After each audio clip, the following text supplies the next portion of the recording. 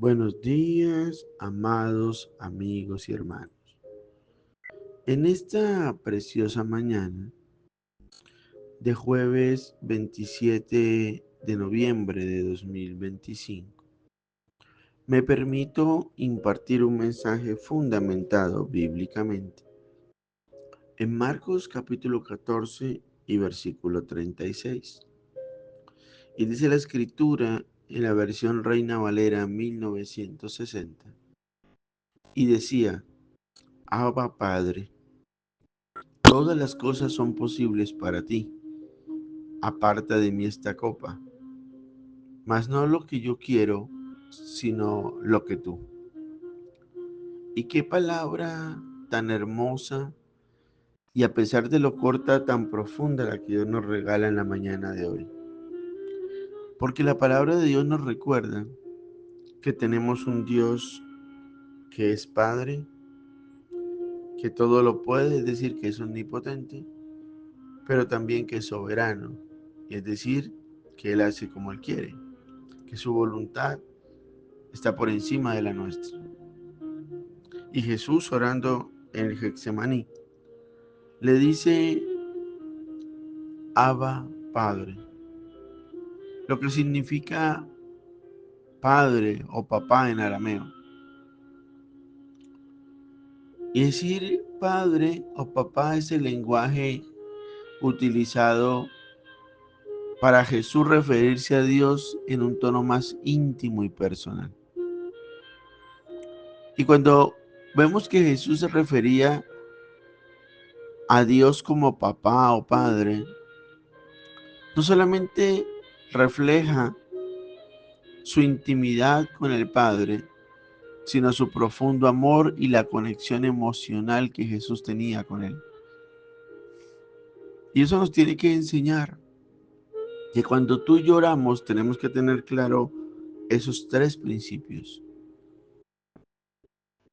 La intimidad con el Dios Todopoderoso, que no se trata de decir Padre nuestro, sino de entender la revelación de su profundo amor y conexión que debemos tener nosotros como hijos con nuestro Dios que es Padre.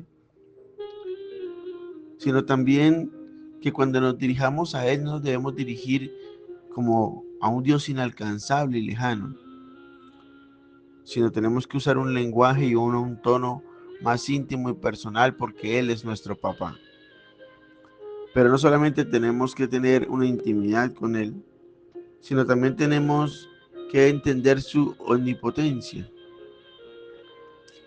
porque Jesús reconoce la omnipotencia de Dios, que de otra forma dicha es su capacidad para hacer cualquier cosa que desee. Le dice: todas las cosas son posibles para ti. Así que cuando ores, no solamente ten intimidad, cercanía con Dios como tu Padre, sino entiende que no hay cosa imposible para Él. Él puede y está en la capacidad de hacer cualquier cosa que deseemos. Pero luego viene una parte donde Jesús dice: aparta de mí esta copa. Y es que tenemos que entender que Jesús pide algo que es su voluntad. Él quiere pasar la copa. Y luego dice: mas no lo que yo quiera, sino lo que tú. Y entonces acabemos una tercera parte importante en nuestra oración. Y es tener la capacidad de someternos a la voluntad de Dios. Y lo que Dios nos quiere hablar hoy es muy claro y muy preciso. Tenemos que confiar en Dios en todo momento, incluso cuando estamos enfrentando situaciones difíciles. Porque lo importante no es decirle: Señor, aparta de mí esta copa. Tengo una experiencia amarga, una dificultad, una situación que no quiero que vuelva a existir. No, tenemos que entender que la voluntad de Dios está por encima de nosotros. Es importante porque si nosotros decimos: Señor, aunque yo quiero que hagas esto, aunque quiero que pases de mí esta copa, hágase tu voluntad y no la mía. Entonces hay algo muy sencillo, y es que tú y yo realmente estamos ejecutando y demostrando la humildad y la sumisión a la voluntad de Dios. Por eso es importante que tengamos estos tres pasos muy claros, porque hablar de Abba Padre es hablar de una relación personal y entender que yo soy su hijo. Decir todas las cosas son posibles para ti es en tener claro que Dios tiene un poder ilimitado. Pero decir, Señor, hágase tu voluntad, lo que usted quiera, más no lo que yo quiero, es entender y reconocer que la voluntad de Dios prima por encima de nuestra voluntad. Así que recuerda, tienes un Dios Padre omnipotente y soberano.